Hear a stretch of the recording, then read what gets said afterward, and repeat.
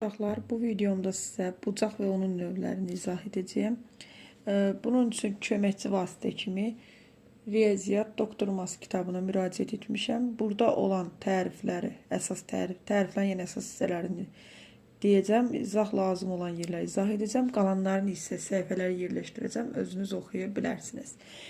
Bucaq, orta başlanğıcı olan iki şuanın əmələ gətirdiyi fiqura deyilir. Yəni ki, baxın, bu da bir bucaqdır. Yəni, ortaq başlanğıcı var.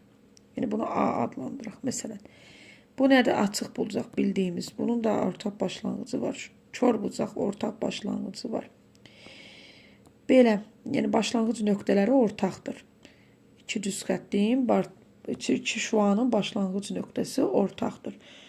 Ortaq başlanğıca bucağın təpəsi, baxın, bu təpəsidir. Bunlar təpədir. Şualara isə onun tərəfləri deyilir. OA tərəfi, OB tərəfi, BA tərəfi, BC tərəfi. Alfa bucağı həm də O kimi, yəni bucaq O kimi 3 hərflə də. Yəni bu A, O, B və bax, A, yox, mən səhv baxdım. A, O, B və ya B, O, A. Yəni A, O, B və ya B, O, A. Və yaxud bu şəkildə. A, B, C, burada izahları var hamısının. Və yaxud C, B, A. Deməli, keçdik növbətiyə. İzahımızın davam. Bucağın ölçülməsi bilirsiniz ki, transporterin köməyi ilə olur. Burada izah edir. Yəqin ki, hamınız bilirsiniz transporterlə necə ölçülür. Mən bu izahı vaxt ayırmıram. Özünüz buradan oxuyarsınız. Bucağın dərəcə vahidləri, yəni ölçü vahidləri daha doğrusu dərəcə və radiyandır. Dərəcə ilə ifadə olunur. Bir dərəcəmiz 60 dəqiqəyə, yəni bərabərdir. 1/1, yəni bir dəqiqəmiz isə 60 saniyəyə bərabərdir. Bunları məncə bilməmiş olmazsınız. Keçək növbətiyə. Burada dərəcələr üzərində hesablamalar var.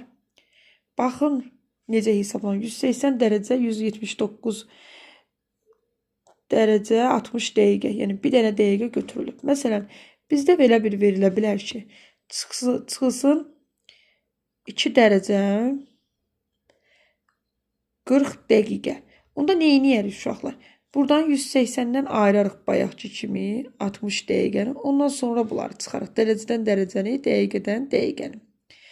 Sonra ola bilər lap saniyə də verilsin yanında. 20 saniyədə olsun. Onda bu 1 dəqiqədən ayıracağıq. Baxın, burada 60 dəqiqə olmalıdır. Dərəcə yazmışdım üstünə. Bu 60-dan 1 dəqiqəni də ayıracağıq. Olacaq 59 dəqiqə 60 saniyə. Baxın, bu cür hesablanacaq uşaqlar. Belə çıxılacaq. Yəni, bu sual həmişə uşaqları maraqlandırır. Bunu necə hesablayacağıq? Bu şəkildə. İndi keçdik növbətiyə. 60 dərəcəmiz 59 dərəcə, 60 dəqiqədir. Eyni zamanda görürsünüz necə ayrılıblar bir-birlərinə. Yəni, bu çox zaman uşaqlar bu 60 dərəcənin içindən həm saniyəni, həm dəqiqə. Xeyr, dəqiqəni ayırandan sonra dəqiqənin içindən saniyəni ayırırıq. Sonra, burada baxın, belə bu şəkildə verilib. Mən sizə izah elədiyim kimi 179 şəkildə. Bu izahıdır, bunun davamıdır. 59 dəqiqə, 60 saniyə. Və görüblər ki, 60-dan 74-ü çıxmaq olmayıb. Bu 59-dan bir dənə də 60 dəqiqə veriblər bu 60-ın üzərinə və beləcə hesablayıblar. Keçdik növbətiyə. Deməli, radian nədir? Radius şua sözündən alınıb. Bir radianımız 180 bölünsün pi-yə bərabər, yəni 57 dərəcədir. Bunu əzbər bilmək məcburidir. 2 radian deyəndə 114 dərəcə götürülür. Deməli, dərəcə radian çevrilmələri olanda siz elə fikirləşməlisiniz ki, yəni pi mütləq var radian çevrilmələrində. İstəyir radian dərəcə olsun, istəyir dərəcə radian.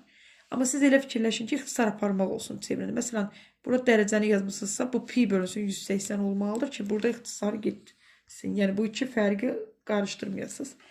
Radian dərəcə çevirməsi ilə dərəcə radianı qarışdırmamaq üçün.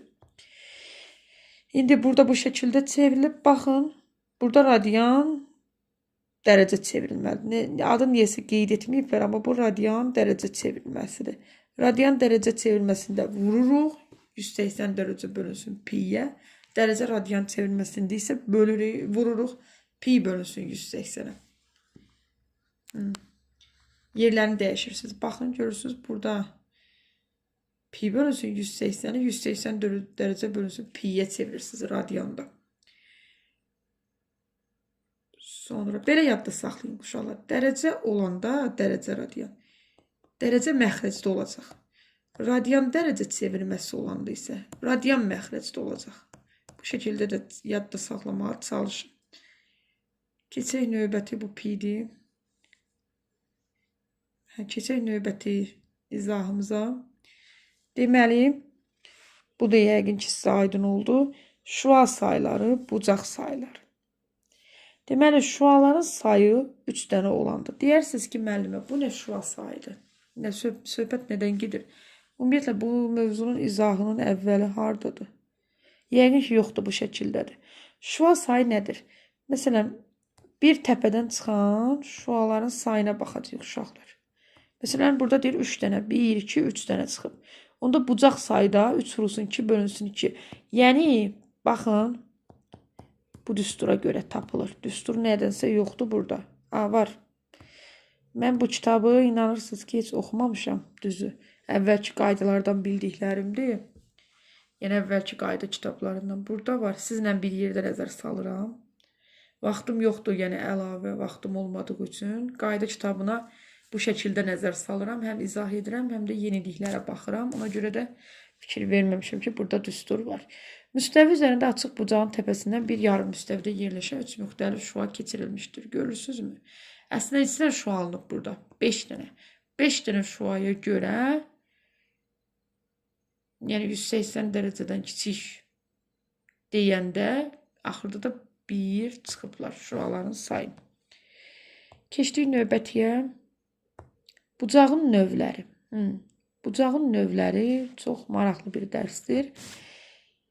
Paralel düz xətlərdən başlayıblar. Kəsişmədiyi üçün onlar arasındakı deyir bucaq 0 dərəcə qəbul olunur. Kəsişmir deyə A-nın B arasındakı bucaq 0 dərəcədir. İti bucağı yəqin ki tanıyırsınız. 0-dan böyük, 90-dan kiçikdir. Bunlar hamısı iti bucaqlardır. Sonra keçək. Sonra burada nümunələr var. İti bucağın dərəcələri. Hər bir gözümüzün göz yuvasında 90 dərəcəyə yaxın bucaqla sola və sağa dönə bilir. Odur ki, 90 dərəcəyə qədər daha iti görmə, 90 dərəcədən böyük, daha zəif görmə sahibi sahəsi alınır. Düz bucaq, ona görə iti və kör adlandırıblar. Baxın bu bucaqlar. Düz bucaq 90 dərəcəyə bərabərdir. Şəklin fərqi yoxdur. Necə olur olsun, bu işarə düz bucağı göstərir. Baxın, burada da var. Bu işarə bunun düz bucaq olduğunu göstərir. Tamamlayıcı bucaqlar bir tərəfi ortaq, digər tərəflər isə düz bucaq əmələ gətirən ki, bucağa deyilir. Deməli,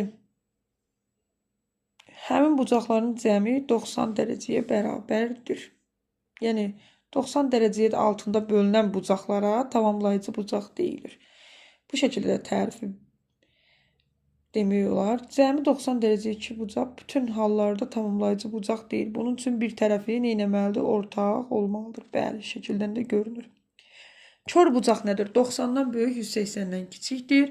Açıq bucaq 180-dir. Qabarıq olmayan bucaq deyim. Bu qabarıq olmayan çox uşaq yəqin ki, bunun haqqında məlumatı yoxdur. 180 dərəcədən böyük, 360-dan kiçikdir. Tam bucaq 360 dərəcəyə bərabərdir. Tənbölənin əsas xassəsi bucağı yarı bölməkdir. Tənbölən bucağı yarı bölünür. Bir də var düz xətlərin qarşılıqlı vəziyyəti. Düz xətlərin qarşılıqlı vəziyyəti uşaqlar. Müstəvi üzərində düz xətlər ya kəsişir, ya paralel olur, ya da üst-üstə düşür. Kəsişmə halı da var. Görürsünüzmü? Biri var hər hansı bir bucaq altında kəsişir. Biri var 90 dərəcədə kəsişir. Paralellər də var, üst-üstə düşənlərində şəkli var. Perpendikulyar düz xətlər. Perpendikulyar düz xətlər 90 dərəcə əmələ gətirənlərdir. Bunlar hamısı perpendikulyar 90 dərəcə altında kəsişənlərdir. Deməli, iki düz xətt arasındakı bucaq 0-90 dərəcə arasındadır. Paralel düz xətlər bir-birinə paralel şəkildən görünüb. Hamısı burada şəkildə var. Qarşılıqlı və qonşu bucaqlardan danışaq. Qarşılıqlı bucaqlar və qonşu bucaqlar.